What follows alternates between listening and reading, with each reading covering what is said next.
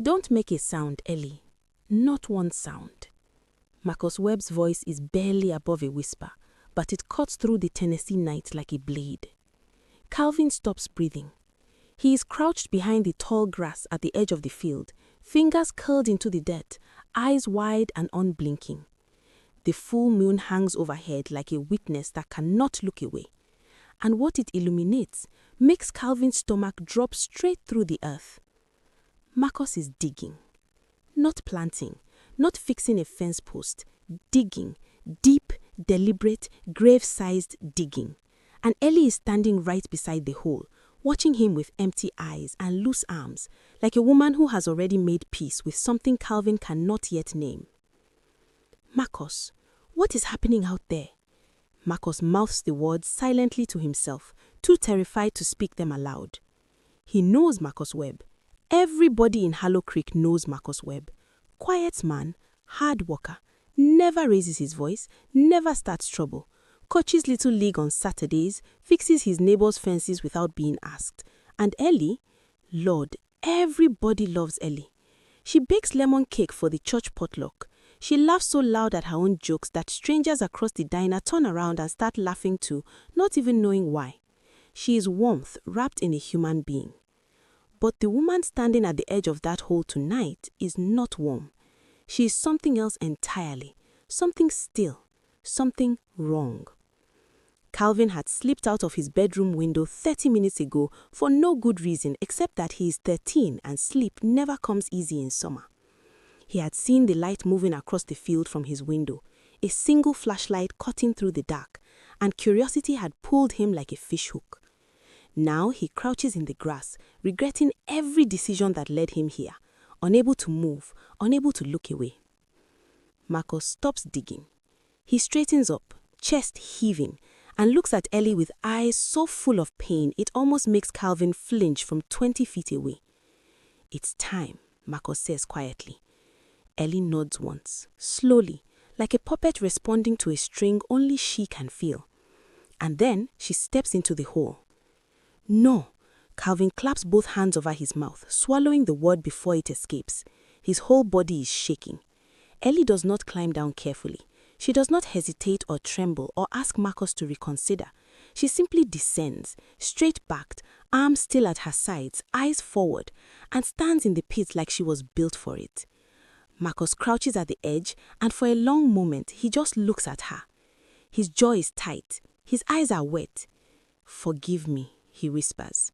Then he begins to cover her with soil.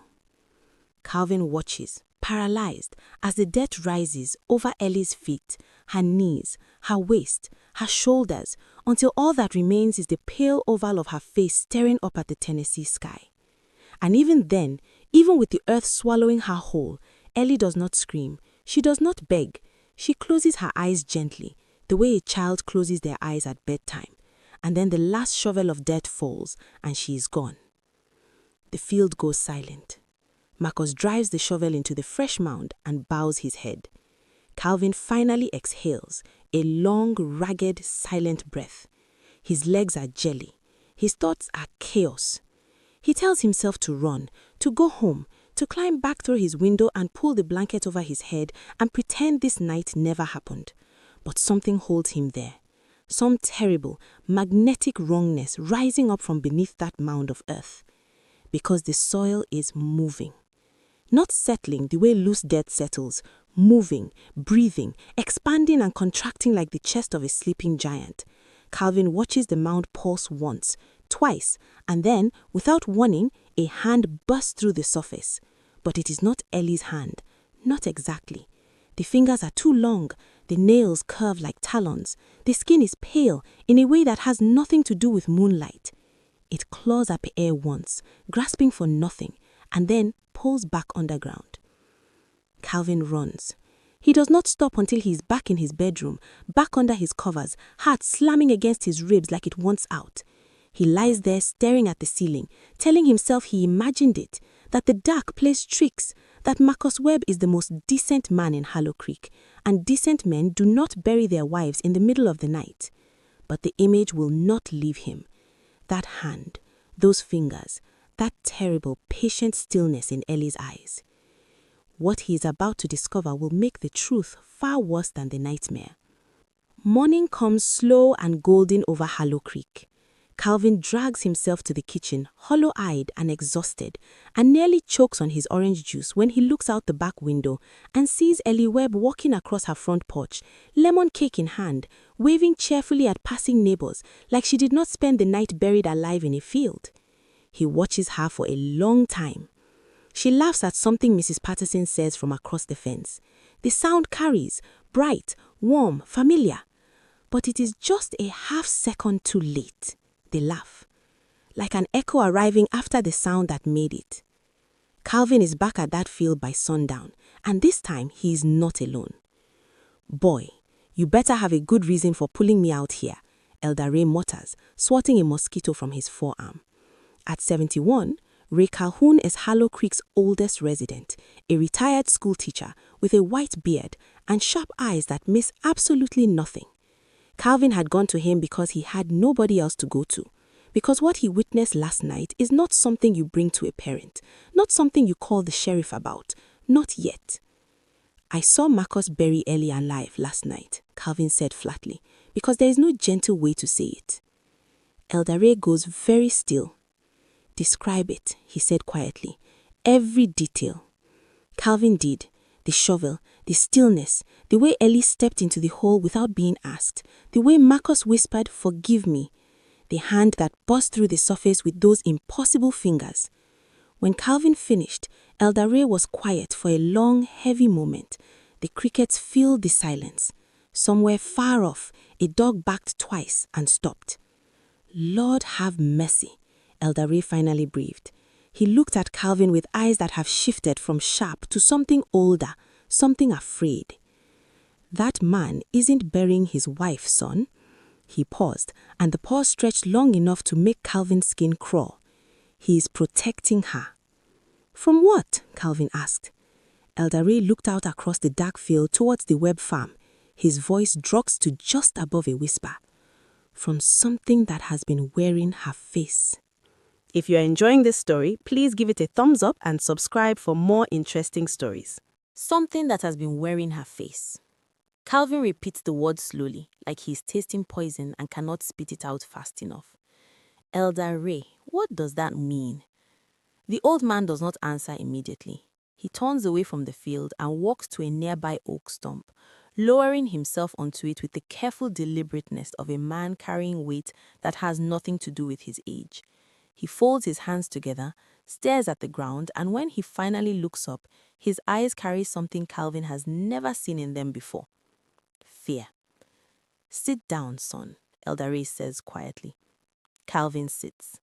There are things older than this town, Elder Ray begins, his voice low and measured, each word placed carefully like a foot on a crumbling bridge.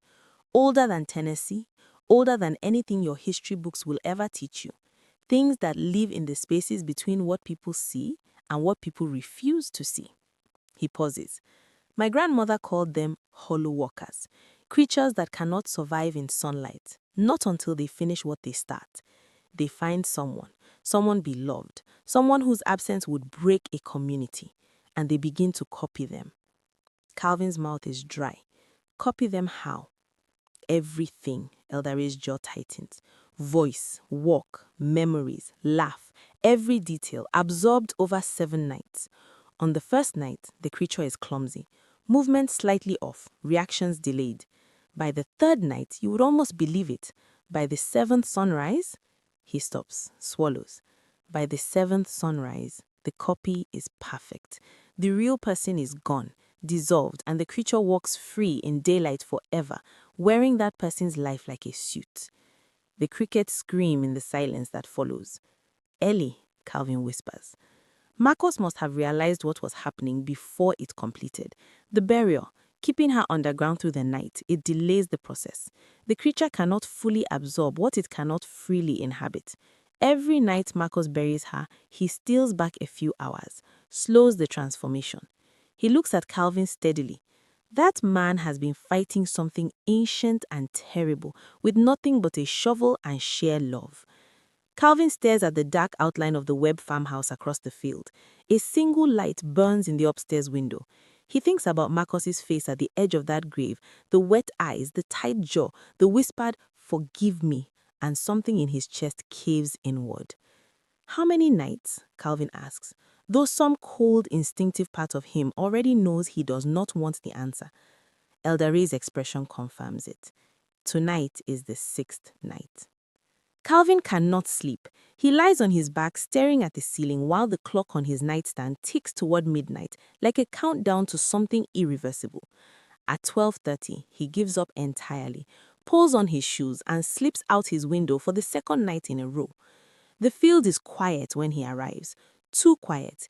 The kind of quiet that presses against your eardrums and makes you hyper-aware of every breath you take.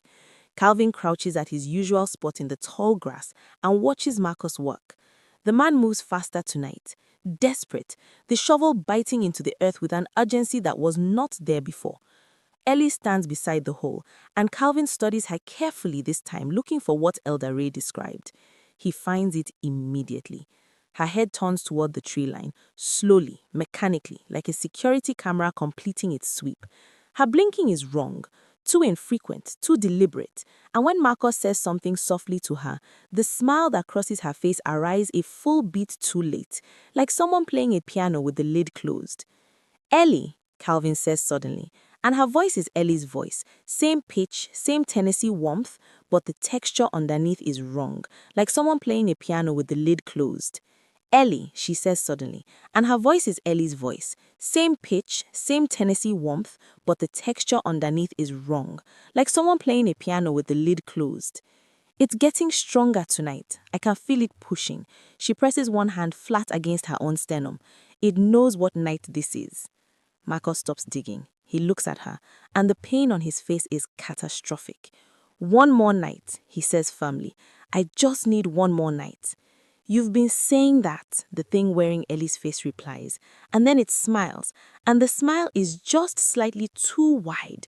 "But we both know what tomorrow's sunrise means, don't we, Marcus?" Marcus says nothing. He just keeps digging.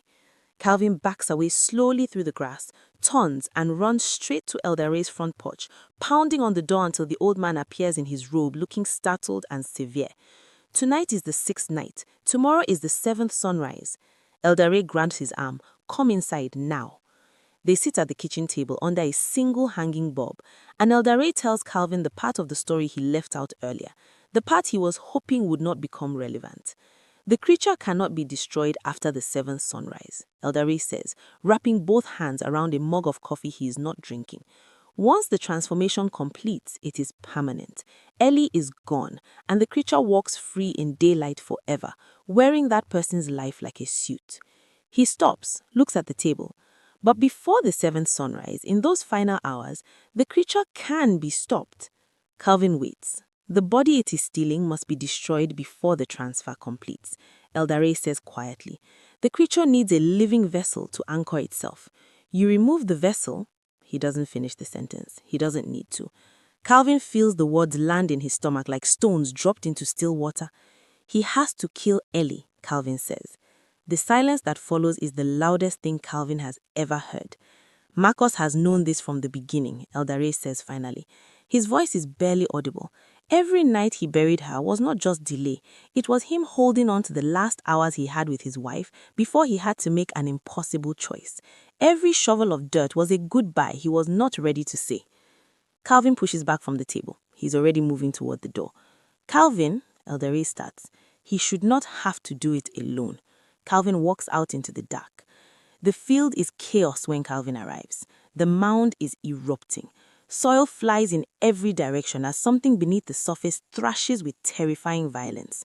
Marcus stands over it, torch in one hand, shovel in the other, jaw locked, eyes blazing. A man who has made his decision and is now living inside the worst moment of his life. The creature burst halfway from the earth, and Calvin skids to a stop, his blood turning to ice. It looks like Ellie. Almost. The skin is pulled too tight across the cheekbones. The eyes catch the torchlight and throw it back animal bright. The mouth stretches into a smile that Ellie Webb's face was never designed to hold. "Ellie," her voice says, warm and familiar, and absolutely grotesque. "Calvin, sweet boy, you should go home. This does not concern you." Don't listen to it, Marcus says, without looking away from the creature. His voice cracked and raw. It knows your name because Ellie knew your name. It is not her. The creature tilts its head. Marcus, it sighs, theatrical and mocking. You are so tired. Put the shovel down. Let me go. Ellie is already gone. Has been gone since the third night. You've been grieving a ghost and calling it hope. Marcus tightens his hand on the shovel. A single tear cuts down his face. I know, he says softly. And then, with the kind of quiet and devastating courage that nobody ever sings about, Marcus Webb drives the shovel down. The creature screams, a sound that does not belong in the natural world, high and fracturing, splitting the Tennessee night like breaking glass. It thrashes once, twice. Marcus holds the shovel down with his full weight, knees in the dirt, teeth clenched, tears falling freely now, saying one word into the earth like a prayer. Forgive me, forgive me, forgive me. And then silence. Total, complete, merciful silence. Marcus collapses beside the mound, shoulders shaking, completely undone. Calvin crosses the field slowly and sits beside him in the dirt without saying a word. Because there are no words, there is only the dark and the cooling air and two people sitting beside a grave that the rest of Hollow Creek will never know exists. After a long time, Marcus raises his head and looks at the sky. The first pale suggestion of dawn is threading along the eastern ridge. The seventh sunrise comes quietly, gently, like it doesn't know what it almost became. She would have hated that thing walking around in her face, Marcus says hoarsely. A broken sound escapes him, half laugh, half sob. She was so particular about her face. Calvin almost smiles. Almost. She sounds like she was something else, Calvin says quietly. She was everything, Marcus replies simply. They sit there until the sun clears the ridge and floods the field with gold. Hollow Creek wakes up slowly around them, screen doors opening, coffee percolating, dogs barking at the morning. A whole town stepping into an ordinary day, completely unaware of what was fought and lost and won in this field while they slept. Marcus finally stands, brushes the dirt from his knees and looks at Calvin with red-rimmed eyes. Nobody can know, he says. Calvin nods. I know. Marcus picks up the shovel one final time, not to dig, just to carry it back to the barn. And Calvin watches him walk away, this quiet, ordinary-looking man who loved his wife so completely that he was willing to be the villain of her story to save an entire town from becoming the next one. What part of this story shocked you the most? Let me know in the comment section. The moral. Some of the greatest acts of love in this world happen in the dark, where no one is watching and no applause will ever come. Marcus Webb will never be called a hero. Hollow Creek will never hold a parade in his name, but he carried the unbearable so that everyone around him could sleep safely, laugh freely, and live fully. That is what real courage looks like. Not the kind that seeks recognition, but the kind that kneels in the dirt, weeps without witnesses, and chooses others even when it costs everything. Whatever impossible thing you are quietly carrying today, you are not alone, and it is not invisible. If you enjoyed this story, don't forget to like, subscribe, and share it with your friends. And please, tell us in the comment section where you're watching from.